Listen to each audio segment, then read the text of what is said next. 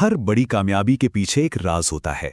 Napoleon Hill कहते हैं कि वो राज सिर्फ किसी चीज को चाहना नहीं है, नहीं, वो है उस चीज के लिए एक ऐसी इच्छा रखना जो दिलो दिमाग में आग की तरह जलती रहे, एक धधकती हुई चाहत। तो चलिए इस विश्लेषण की शुरुआत एक सीधे सवाल से करते हैं। क्या सिर्फ ये सोचना कि हाँ मुझे ये चाहिए काफी है, या फिर कुछ बड़ा हासिल करने के लिए किसी और ही चीज की जरूरत पड़ती है? यही सवाल हमारे आज के विषय का बिल्कुल केंद्र है। देखिए, दोनों में जमीन आसमान का फर्क है।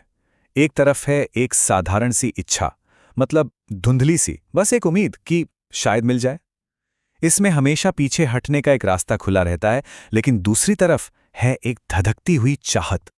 ये बिल्कुल साफ है, एक जुनून है जो हर पल धड़कता रहता है। और सबसे जरूरी बात, ये वापसी के सारे दरवाजे, सारे पुल जला देती है। तो चलिए इसमें थोड़ा और गहरा उतरते हैं। हर बड़ी उपलब्धि का जो स्टार्टिंग पॉइंट है वो है चाहत। और इस बात को समझने के लिए एडविन सी बार्न्स की कहानी से बेहतर कुछ हो ही नहीं सकता। सोचिए, एडविन सी बार्न्स जब थॉमस एडिसन के ऑफिस पहुंचे तो बाहर से वो किसी आम इंसान जैसे ही दिख रहे थे। शायद किसी ने उन्हें देखकर ज्यादा ध्यान भी नहीं दिया होगा, लेकिन उनके कपड़ों से ज्यादा जरूरी था जो उनके दिमाग में चल रहा था। उनके ख्यालों में एक राजा जैसी जिद और सफाई थी। उन्होंने एडिसन से कोई नौकरी नहीं मांगी। उन्होंने ये नहीं कहा कि मुझे कोई भी काम दे दो। उन्होंने सीधे कहा, मैं आपके साथ बिजनेस करने आया हूं। ये एक लाइन ही उनके जबरदस्त आत्मविश्वास को दिखाती है। उन्होंने अपने लिए कोई छोटा मोटा रोल सोचा ही नहीं था। अच्छा, बार्न्स की इस जबरदस्त इच्छा शक्ति के पीछे एक और बड़ा कारण था। उन्होंने अपने दिमाग में पीछे हटने की हर गुंजाइश को खत्म कर दिया था।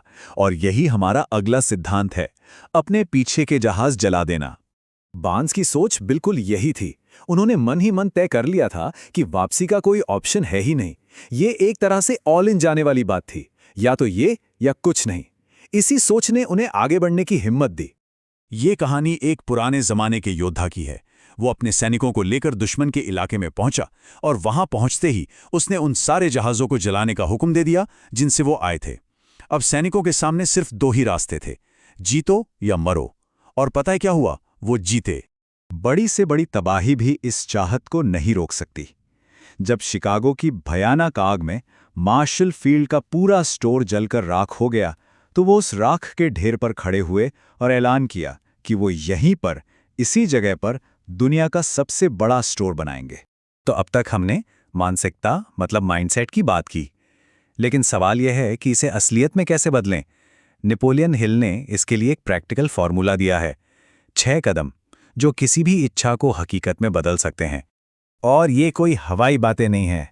इन 6 कदमों को उस जमाने के 2 सबसे कामयाब लोगों एंड्रयू कार्नेगी और खुद थॉमस एडिसन ने भी परखा और सही माना था।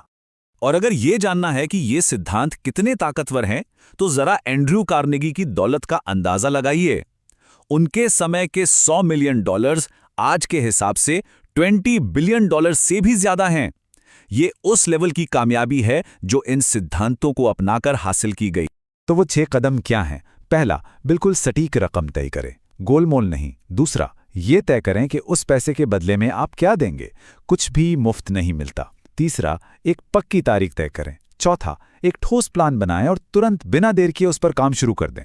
पांचवा, इन सारी बातों को एक कागज पर साफ साफ लिखें। और छठा, जो सबसे जरूरी है, उसे रोज 2 बार, सुबह उठकर और रात को सोने से पहले जोर से पढ़ें। हो सकता है ये सब सुनने में थोड़ा अजीब लगे, लेकिन मजे की बात यह है कि आज की मॉडर्न साइकोलॉजी भी इन बातों को मानती है। अपने लक्ष्यों को जोर से पढ़ना ऑटो सजेशन कहलाता है, जो आपके अवचेतन मन पर गहरा असर डालता है। खुद को कामयाब देखने की कल्पना करना क्रिएटिव विजुअलाइजेशन है। और जब लक्ष्य लिखा हुआ और साफ होता है, तो दिमाग को एक सीधा रास्ता मिल जाता है। अच्छा, अब कुछ ऐसी कहानियों पर नजर डालते हैं जो दिखाती हैं कि यह सिद्धांत तब भी काम करता है जब हालात बिल्कुल खिलाफ हों। कैसे एक धधकती हुई चाहत नामुमकिन लगने वाली हार को भी जीत में बदल सकती है। पहली कहानी एक ऐसी महिला की है जो ओपेरा सिंगर बनना चाहती थी, लेकिन उन्हें एक बहुत ही बुरी तरह से रिजेक्ट कर दिया गया। जरा सोचिए, वियना कोर्ट ओपेरा के डायरेक्टर ने उनके मुंह पर कहा, तुम्हारी शक्ल ऐसी है और तुम्हारी कोई पर्सनैलिटी नहीं है, तुम कभी सिंगर नहीं बन सकती। ये शब्द किसी भी कलाकार का दिल तोड़ने के लिए काफी थे। लेकिन उनकी जो चाहत थी, वो उस डायरेक्टर की बातों से कहीं ज्यादा बड़ी और ताकतवर थीं। उन्होंने हार नहीं मानी और आगे चलकर वो दुनिया की सबसे मशहूर ओपरा स्टार्स में से एक बनी। ये इस बात का सबूत है कि सच्ची लगन किसी भी आलोचना से बड़ी होती है। अब जो कहानी है वो बहुत ही पर्सनल और पावरफुल है। ये खुद लेखक नेपोलियन हिल की अपने बेटे की कहानी है, जो जन्म से ही सुन नहीं सकते थे क्योंकि उनके कान ही नहीं थे। डॉक्टरों ने तो कह दिया था कि ये बच्चा शायद कभी सुन नहीं पाएगा। लेकिन एक दिन हिल ने देखा कि उनका बेटा फोनोग्राफ मशीन पे अपने दांत गड़ाए हुए है और संगीत को महसूस कर रहा है। यहीं से बोन कंडक्शन के सिद्धांत की खोज हुई कि आवाज हड्डियों के जरिए भी दिमाग तक पहुंच सकती है। ये उम्मीद की एक छोटी सी किरण थी। हिल ने अपने बेटे के दिमाग में ये बात बिठा दी कि उसकी ये तथाकथित कमी असल में उसकी सबसे बड़ी ताकत है।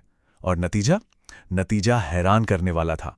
उनके बेटे ने न सिर्फ सुनना सीखा, बल्कि अपनी इस हालत को एक मिशन बना लिया और आगे चलकर हजारों लोगों की मदद की जो सुनने में असमर्थ थे।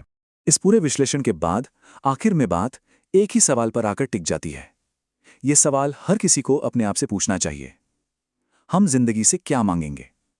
क्योंकि जिंदगी हमें उतनी ही कीमत चुकाएगी जितनी शिद्दत हमारी चाहत में होगी। किताब की एक कविता इस बात को बहुत खूबसूरती से बताती है। जिंदगी हमें अक्सर उतना ही देती है जितनी हम उससे मांगने की हिम्मत करते हैं। अगर हम कम में ही राजी हो जाते हैं तो जिंदगी भी कहती है ठीक है, इतना ही सही। तो आखिर में सवाल यही बचता है, वो एक चीज क्या है जिसके लिए कोई भी अपने सारे जहाज जलाने को तैयार हो जाए? वो कौन सी ऐसी धधकती हुई चाहत है जो किसी को सोने न दे?